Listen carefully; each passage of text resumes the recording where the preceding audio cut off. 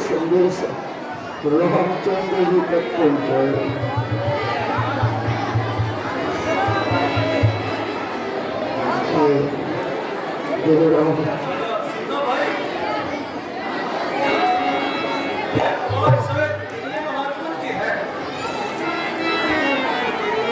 ऐसा मालूम होता है जैसे कोई गर्भवती आवाज से तड़प रहा हो और आपका नाम लेकर बुला रहा हो।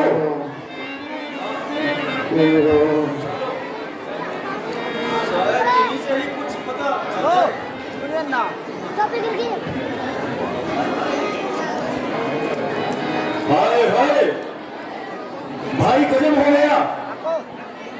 ये तो महात्मा जटायु जी घायल हुए पड़े हैं।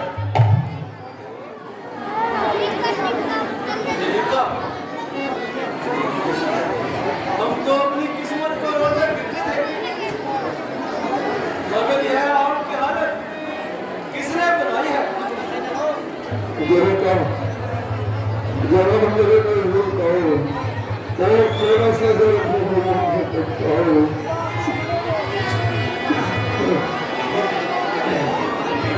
भगवान, आपकी दुर्दशा ये कैसे हुई है और किस जालिम ने ये दुर्दशा आपकी बनाई है?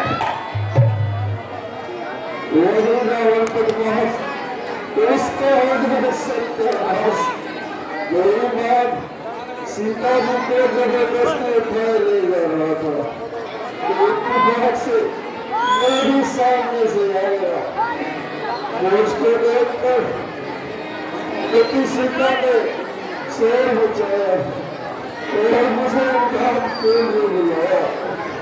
मैंने इस बेशरम को हर चैन समझाया और मुझे समझने को उनका से मृत्यु मारने को आया। मैंने चुप कर मुकाबला किया और उसको क्योंकि जवाब दिया मगर मैं अपने के साथ और मैं कर नहीं सकता था। मेरी तो जान निकली जा रही है और आपका मेरे लिए कर पाओ। इस जगह पर केवल हमारा एक ही साथी था और सच्चा जाननिहार था, मगर अफसोस इस मुसीबत के वक्त ये भी साथ छोड़ रहे हैं और किस पूरी तरह से दम तोड़ रहे हैं।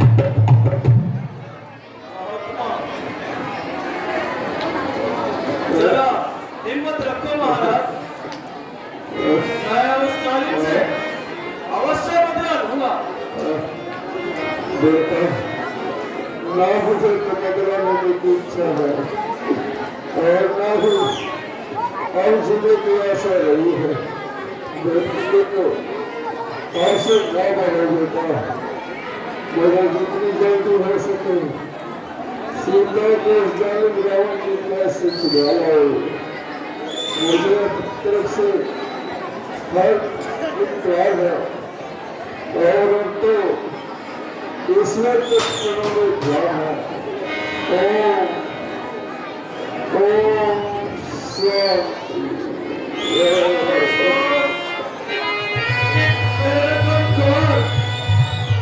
हमसे जुदा हो गया है और हमेशा के लिए शोक की नींद सो गया है। लक्ष्मण भाई, चलो जंगल से लकड़ियां चुनकर इनका क्या संस्कार करते हैं। जी माता जी।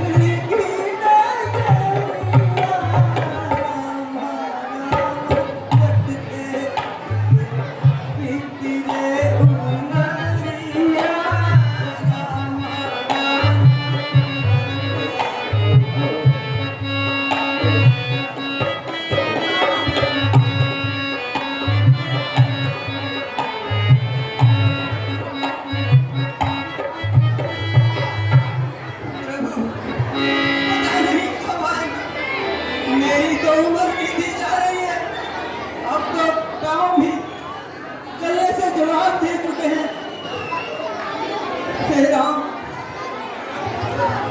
झाड़ू लगाती हूँ, कहाँ बता प्रभु राम आ ही जाए।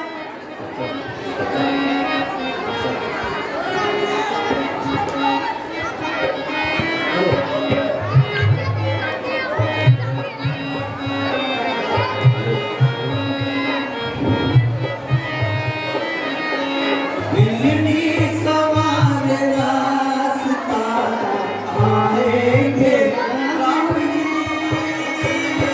बिल्ली सवार रास्ता आएंगे राम जी, बिल्ली सवार रास्ता आएंगे राम जी, बिल्ली सवार रास्ता आएंगे राम जी, मेरा भी धन्य जीवन अभी, मेरा भी धन्य जीवन बनाएंगे राम जी, बिल्ली सवार रास्ता आएंगे राम जी।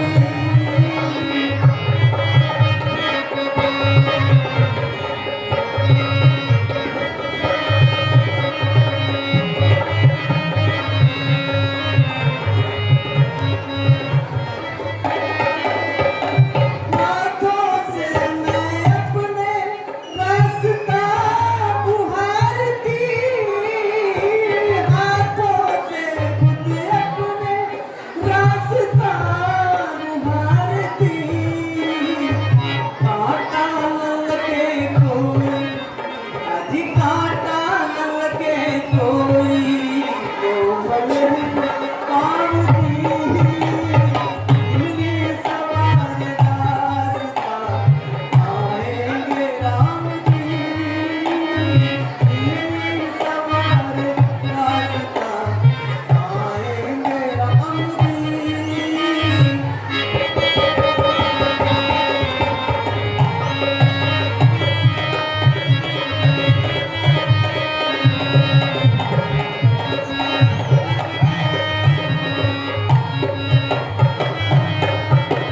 चुन चुन के अपने में ये तो बैर ला रही, चुन चुन के जंगल से मैं तो बैर ला रही, खट्टे हो चाहे मीठे, अभी खट्टे हो चाहे मीठे, आएंगे राम जी, बिल्ली सवार रास्ता आएंगे राम जी।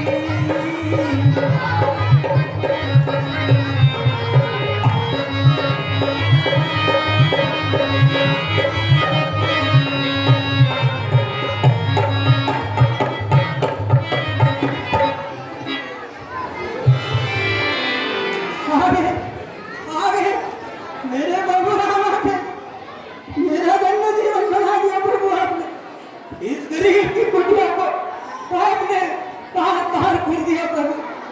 आइए प्रभु आइए, मैं तो आपके इंतजार में ही बैठी थी, मुझ नीच के घर में कौन आता है,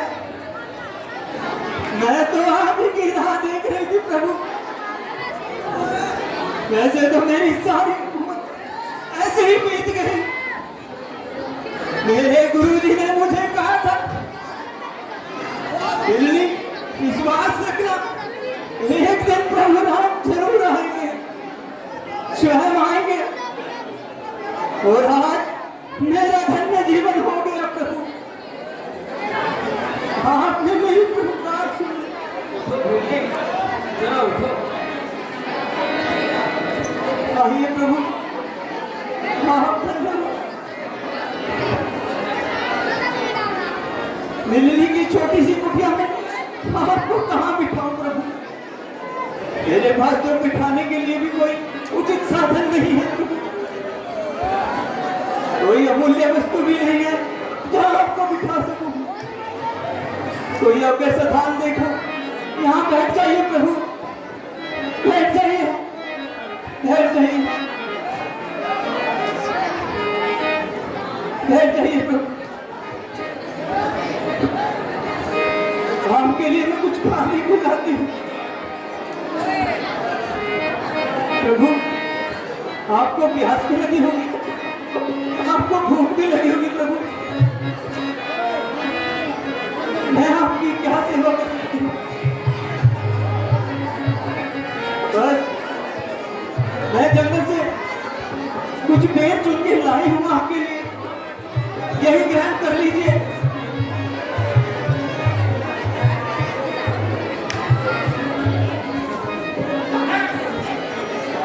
लीजिए प्रभु, लीजिए, लीजिए प्रभु, लीजिए, लीजिए।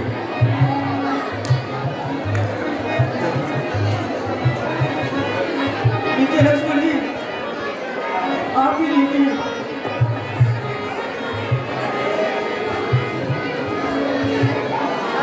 लीजिए प्रभु। और लक्ष्मण कितने मीठे भेद हैं। जी बाबा। लीजिए प्रभु, लीजिए। मैंने तो सारी उम्र में ऐसे में कभी नहीं खाए। लीजिए प्रभु।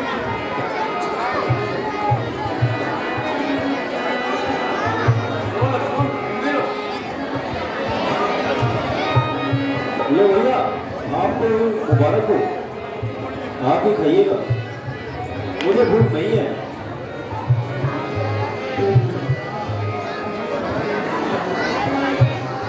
और खाओ प्रभु, और खाओ। आज तो मैं जिंदा हो गई। प्रभु राम मेरे घर में आके खाना खा रहे हैं। जो भी रूखे सूखे फल थे मैं आपके लिए लेकर आई हूँ प्रभु। मैं ना जाने कितने सालों से आपके लिए फल इकट्ठा कर रही थी। मेरी कुटिया में आपके चरण पड़ गए, मैं तो धन्य हो गए। आज तो सब कुछ निछावर हो गया आपके ऊपर। मेरा भी जीवन सफल हो गया। तो ऐसे में आज पहली बार है इतने मीठे पेड़ खाए हैं। प्रभु, मुझे भी अपने साथ ले जाओ। देवी, अभी तो मैं पिताजी की आज्ञा से 14 वर्षों के लिए वन में आया था। अच्छा जी, तो मुझे कुछ कर करो, लेकर जाऊँ मुझे। इतने सालों से मैं आपके इंतजार में बैठी थी प्रभु। हाँ दोनों चलो, ये बार आएंगे तुम्हें साथ जरूर लेके जाएंगे। मुझे दासी बनाकर ले जाओ प्रभु, आपकी सेवा करती रहूंगी। मुझे दास बनाकर रख लेना, मुझे दास बनाकर रख लेना। प्रभु राम तुम्हारे चरणों में, मुझे दास बनाकर रख लेना। प्रभु राम तुम्हारे चरणों में।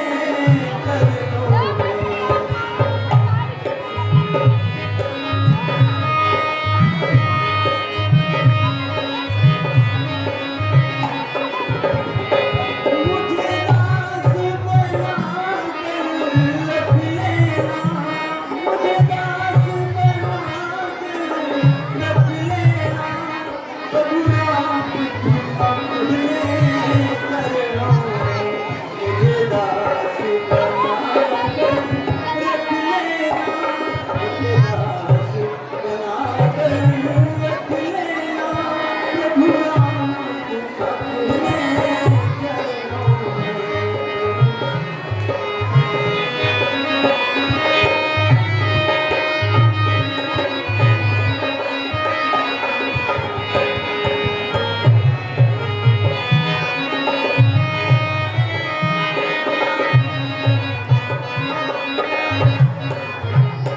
मैं भली बुरी हूँ तेरी हूँ, मैं भली बुरी हूँ तेरी हूँ।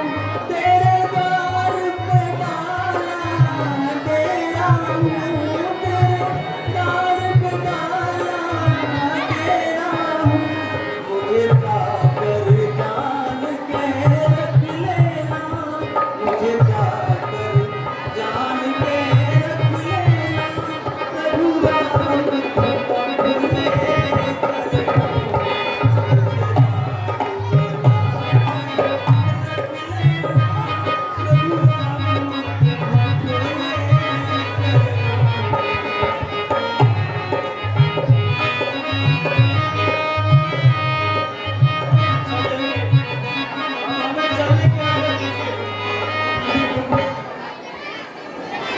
प्रभु, अच्छा तो यह होता कि अभी मुझे अपने साथ ले जाते।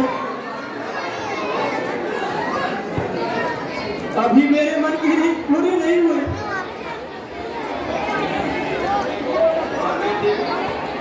अधिक समय तक हम भी कहीं नहीं रुक सकते, इसलिए अब चलने की आज्ञा दीजिए। ठीक है प्रभु, जैसे आपकी इच्छा, अब मैं शांति से मर जाऊंगी। और देवी, हमें आगे के मार्ग के बारे में कुछ बताएं।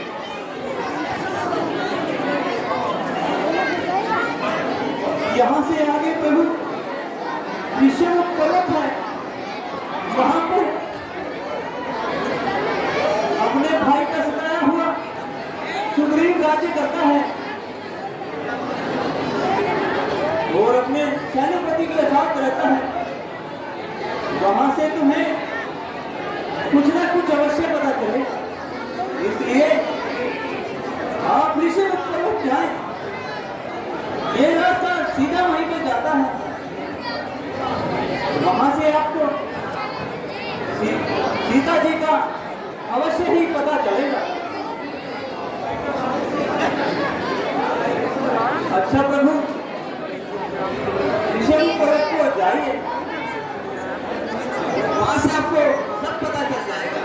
हाँ ठीक है देवी, अब हम चलते हैं।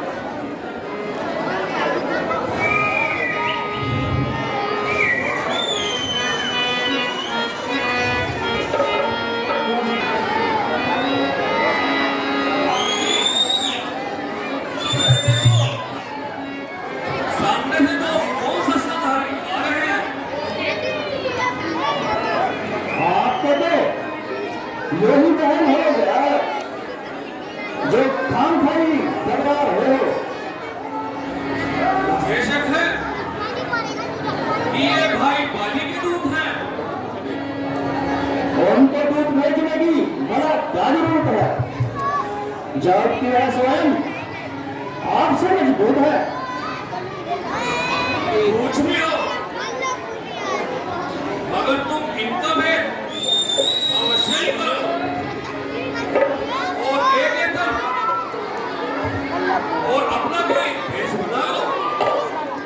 यदि वास्तव में बाली के गुप्तचर हुए तो तुम मुझको फौरन ही बतला देना और इशारे से चतरा देना।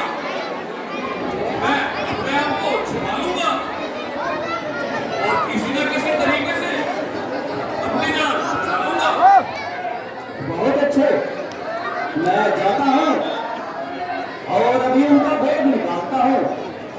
आप मेरी तरफ ध्यान रखना और मेरे इशारे का ख्याल रखना।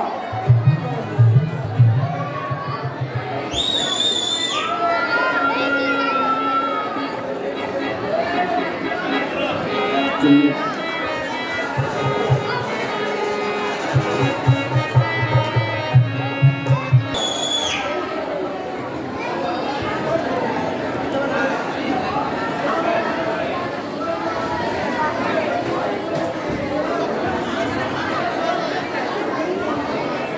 महात्मा जी प्रणाम।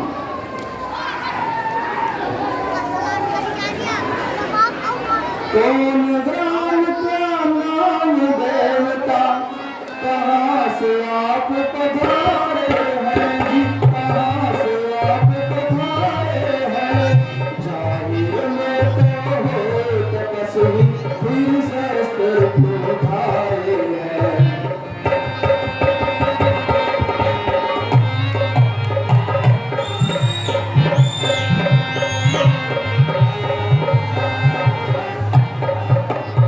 इधर तुम्हारी आस्था, उधर फकीरी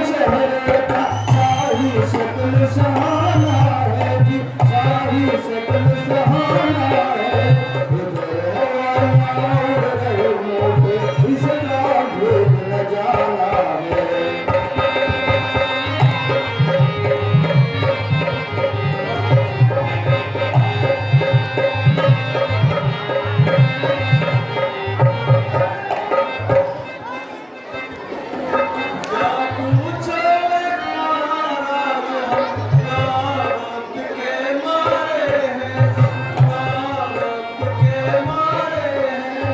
कहने को तो हम दोनों दशरथ के राजकुमारे हैं।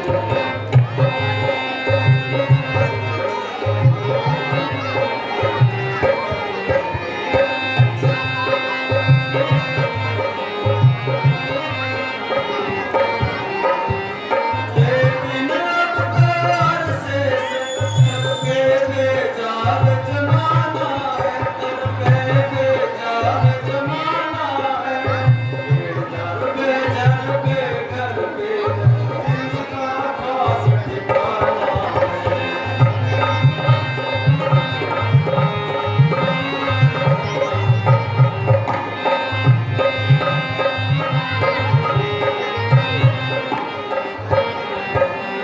सूरत से बेजार हो रहा अपना और बेगाना है, अपना और बेगाना है। बीते काटे दिन कर इसके बस इस तरह मर जाना है।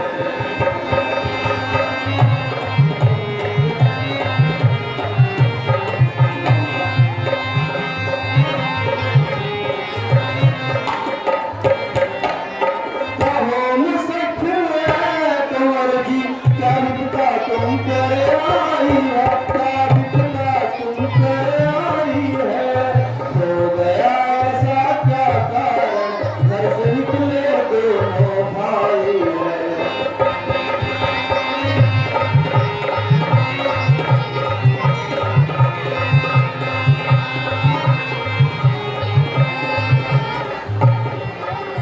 असल हकीकत है उदासी, अब तक नहीं बतलाई है, अब तक नहीं बतलाई है।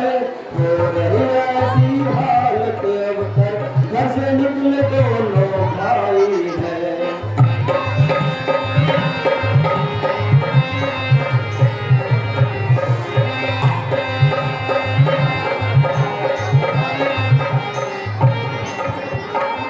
महाराज, हम दोनों पिता की आज्ञा से भ्रमण करने आए थे। इस समय को सीता जी को अपने संग लाए थे। फिरते फिरते वनों में हमने 9 साल बिताए थे।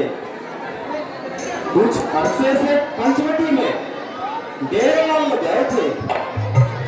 सीता को हर ले गया रावण, ढूंढ ढूंढ हम हारे थे। क्या पूछो आप महाराज, प्रारब्ध के मारे हैं।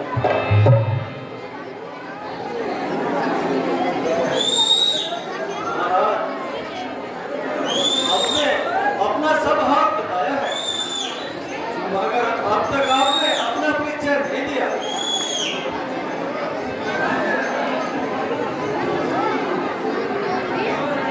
मैं ना ब्राह्मण हूँ, मैं ना भिखारी हूँ, बल्कि क्षत्रिय शस्त्रधारी हूँ।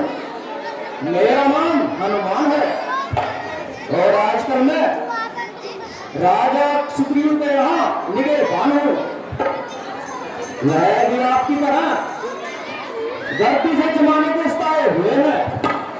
मुमकिन है आप एक दूसरे की मदद करेंगे और दोनों का काम आसानी से हो जाएगा।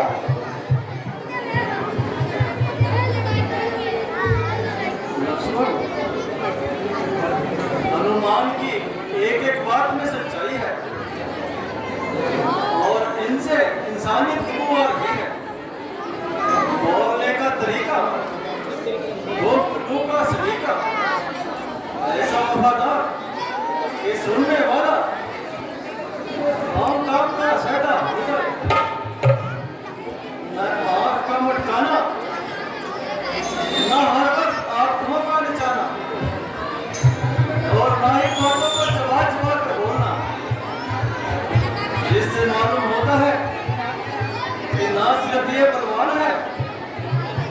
बल्कि वेद शास्त्रों का भी ज्ञाता है। बेशक आदमी तो बड़े लायक हैं, हर एक बात के पूरे लायक हैं, इसलिए ऐसे आदमी को हाथ से नहीं गंवाना चाहिए।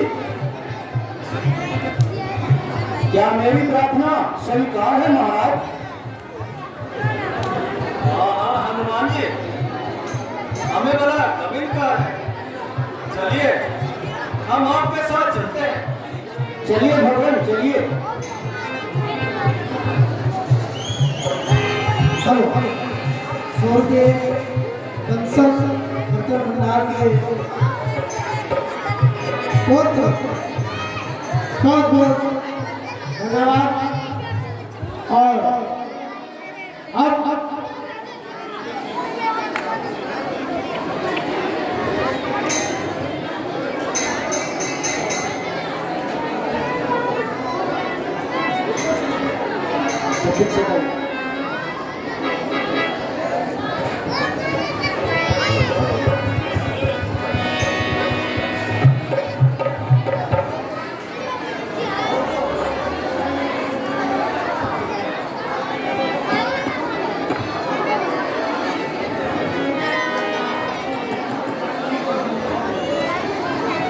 महाराज की जय हो।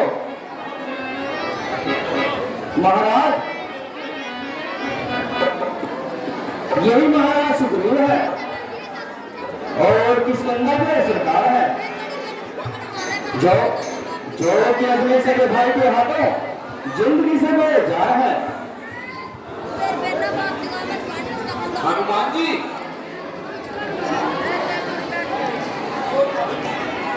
मुझे भी इनसे परिचित कराइए। इनका नाम और निवास स्थान बताइए। महाराज ये दोनों होनहार महाराजा ध्रुराज रघुकुल भूषण अयोध्यापति दशरथ के राज बुलाए हैं, जो आपकी तरह जमाने में सताए हुए हैं। मेरा सौभाग्य है जो आपका दीदार हो गया।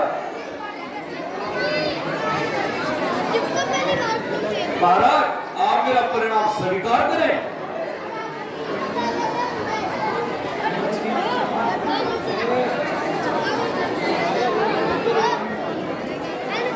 वीर जी, हम आपकी मुसाफिर नवाजी से मेरा सिर आप अनुसार है और मैं सच्चे दिल से आपका मददगार हूं। आप अपनी वैभव है कि आप किस कारण से ऋषिकुल पर्वत पर आए हैं। महाराज मैं अपने ही बड़े भाई बाली के हाथों प्रताड़ित किया हुआ हूं। उसमें मेरा कोई दोष तो नहीं था। एक बार की बात है, भाई बाली का एक राक्षस के साथ भयंकर युद्ध चला और लड़ते लड़ते एक गुफा में प्रवेश हो गए। उनका युद्ध वहां पर भी चलता रहा। मैं 40 दिन तक वहां पर 40 दिन तक युद्ध चला और जब उनमें से कोई भी बाहर नहीं गया तो गुफा से एक खून की धार बह निकली और मैंने सोचा इस भयंकर राक्षस ने भाई बाली का वध कर दिया, तो मैंने एक बड़ी शिला उस गुफा के मुख पर रखवा दी और ताकि वह राक्षस गुफा के भीतर ही मर जाए, बाहर आकर किसी को कोई नुकसान ना पहुंचाए। मगर वो राक्षस भाई बाली के हाथों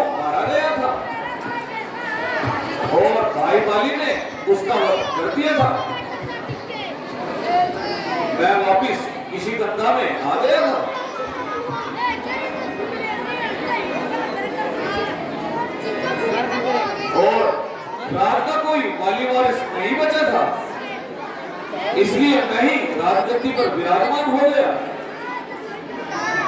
कि अचानक एक दिन भाई वाली बहुत गुस्से में राज्य में प्रवेश किया। जब उन्होंने देखा कि मैं राजगद्दी पर बैठा हूं, उनके क्रोध की सीमा न रही और उन्होंने मुझ पर शक कर लिया कि मैंने ही कि जानबूझकर कि उनको गुफा में फंसाया था और वो मुझसे क्रोधित हो गए, मुझको पूरी तरह मारा और मैं किसी तरह जान बचाकर यहाँ ऋषिमुख पर्वत पर आ गया। भाई वाली एक शराब की वजह से इस पर्वत पर नहीं आते, इसलिए मैं यहाँ सुरक्षित हूँ। उन्होंने मेरी पत्नी रोमा को भी मुझसे छीन लिया। अब मैं हनुमान जी व जामवंत जी इसी ऋषिमुख पर्वत पर रहते हैं ताकि भाई वाली यहाँ आकर मुझे नुकसान ना पहुंचा सके।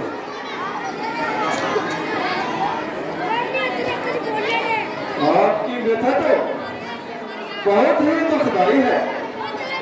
वो भाई है या कसाई है? बस महाराज कुछ भी समझिए, मैंने अपनी व्यथा आपको सुनाई है। अब मैं इसमें क्या कर सकता हूँ?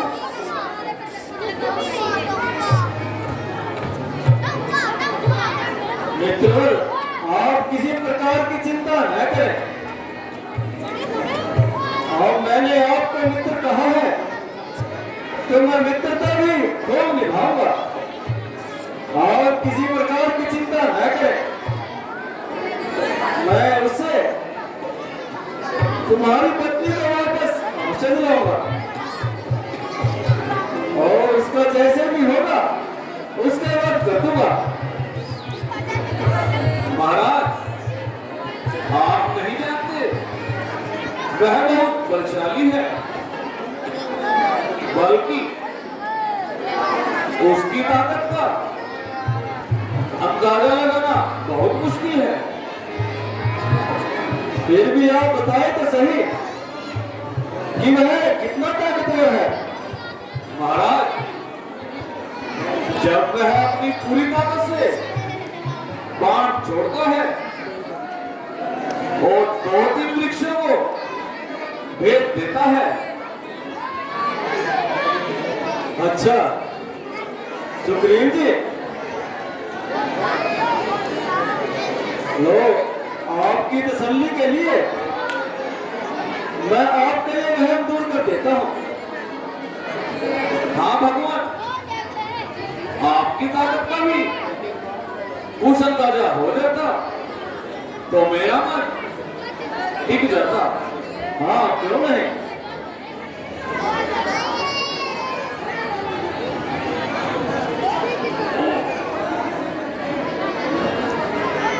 वाह महाराज वाह, आपने तो जितने भी तीर के सामने वृक्ष आए सबको गिरा दिया। अब मेरे मन को तसल्ली हो गई कि आप अवश्य ही बाली का वध कर सकते हैं।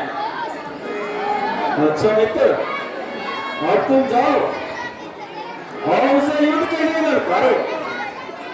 जैसे ही वो बाहर आएगा मेरे तीर से अपने प्राण गंवाएगा। जो आज्ञा महाराज, मैं जल्दी जाता हूँ। आप ध्यान रखना, कहीं चूक ना कर देना। ठीक है सुग्रीव जी, आप जाइए और उसके युद्ध के लिए पुकारिए।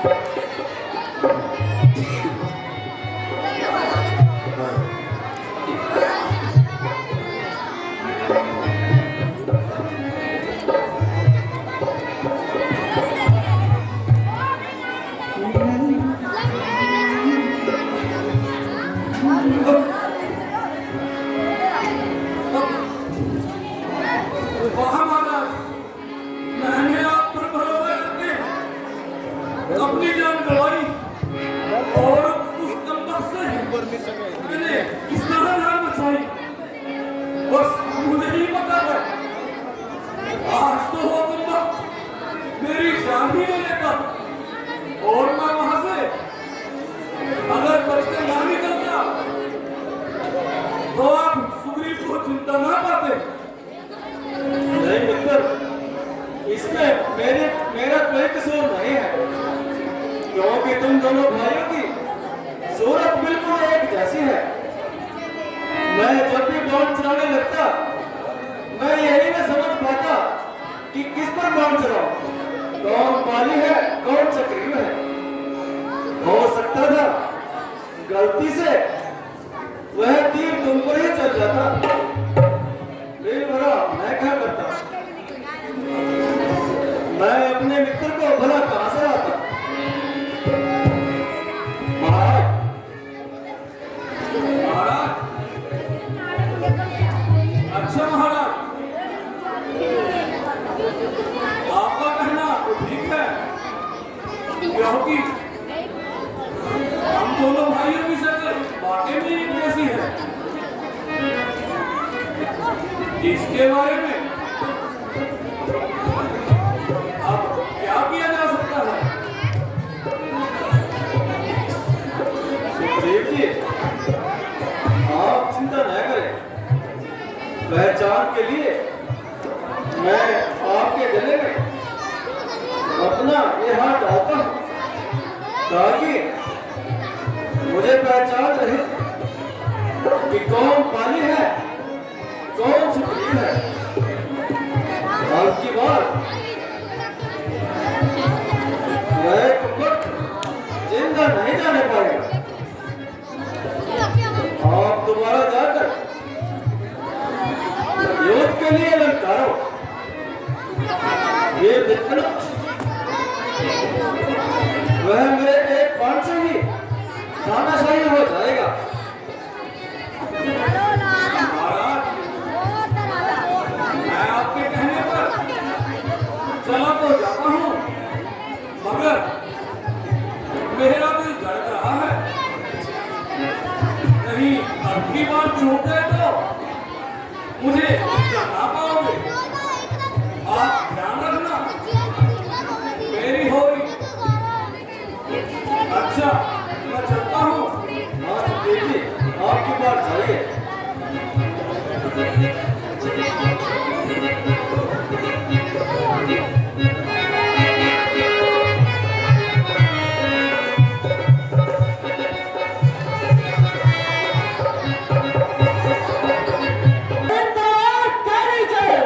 तू चलकर खुद आया छुरी की धार के नीचे।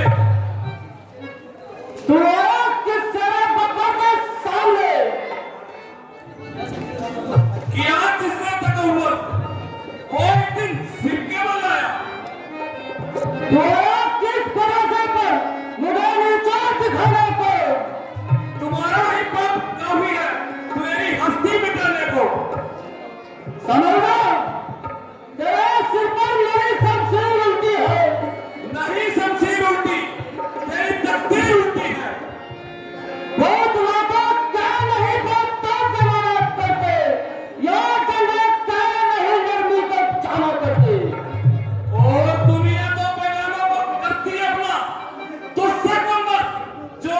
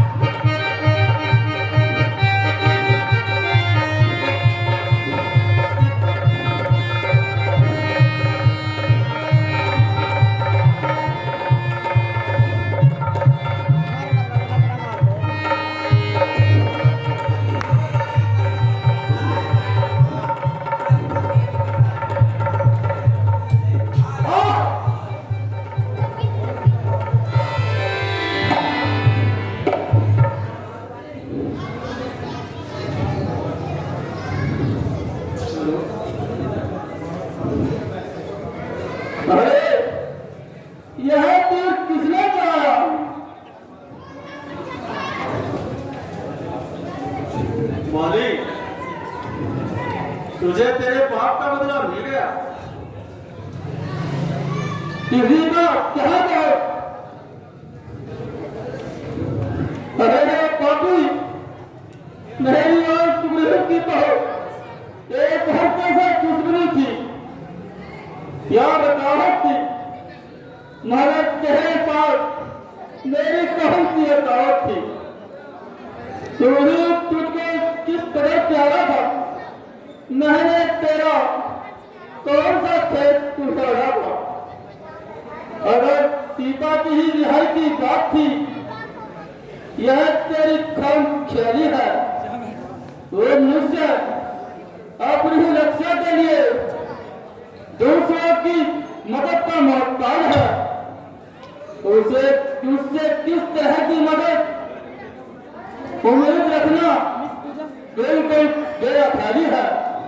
कहा, अगर तू मेरे पास आता, मैं सीता को क्या चाहता तो और उसकी दूसरी रानियों को भी रात सहित आपके इशारे से यहाँ मंगवा लाता, क्योंकि वह भी मेरे हाथों बहुत बार मार खा चुका है और एक हफ्ते तक मेरी कैद में रह चुका है।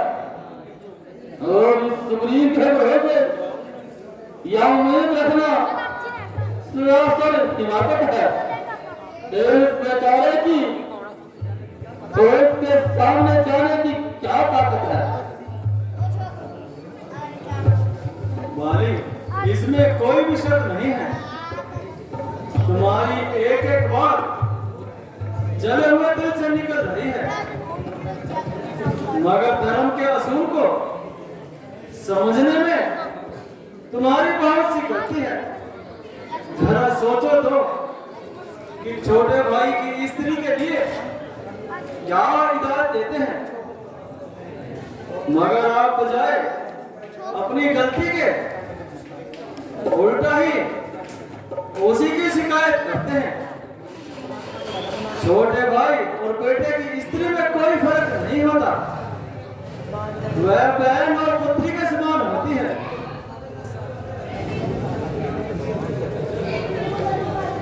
बल्कि उसकी बुरी नजर से देखना एक नीच कर्म है।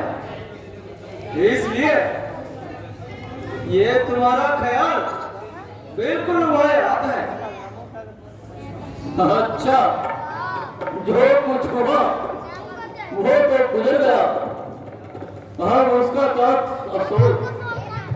और मुझे अपनी तरफ से हर तरफ से संतोष है, मगर आपसे यह ताकीद करता हूँ और उम्मीद करता हूँ आप इस असमंजस को दूर करेंगे और रंजिश को दूर करेंगे, मेरी प्रार्थना को मंजूर करेंगे। मुझे आपसे कोई दिली दुश्मनी नहीं है। मेरी निस्बत आपको किसी तरह का शक करना नहीं चाहिए। मेरी तरफ से आप बिल्कुल बेफिक्र रहिए। जो बात कहनी हो बिल्कुल बिना तकल्लुफ के कहिए। व्यक्ति मैं सख्त गुनाहगार हूँ, मगर इस अंतिम समय में आपसे एक बात है। सुगरी, तारा और अंगद पे बिल्कुल ना सताए और इन पर किसी प्रकार की जबरदस्ती ना करे। सुग्रीव बहुत समझदार है और उसकी जात से मुझे काबिल यकीन है कि वो हरगिज इस किस्म का कोई निकम्मा ख्याल नहीं रखेगा और हरगिज में ऐसे उच्च हथियार इस्तेमाल नहीं करेगा।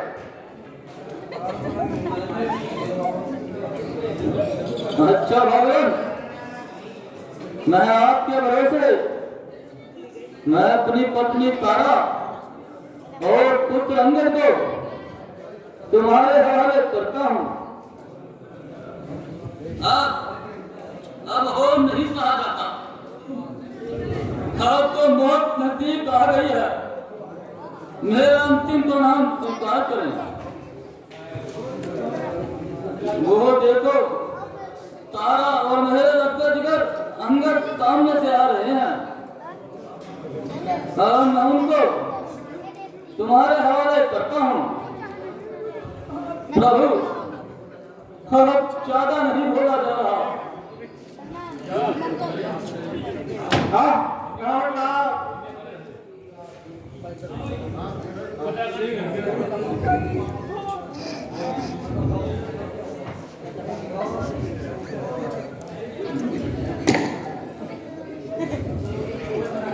बेटा अंगद, धैर्य रखो।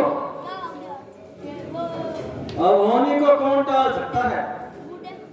यही विधि का विधान था। अब तो किसी प्रकार की चिंता न करो। तुम्हारे पिता की जगह सुग्रीव जी तुम्हारा ख्याल रखेंगे। सुग्रीव जी, आप अंगद को वह तारा को किसी प्रकार से कोई परेशानी नहीं देंगे।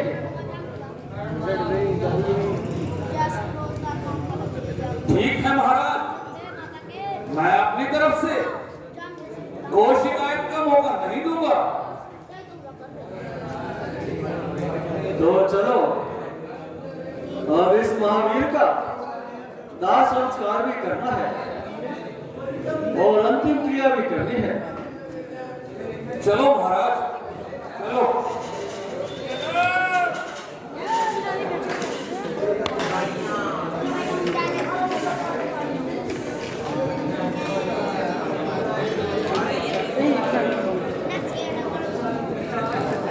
ये था आज का वाणी मधुकर से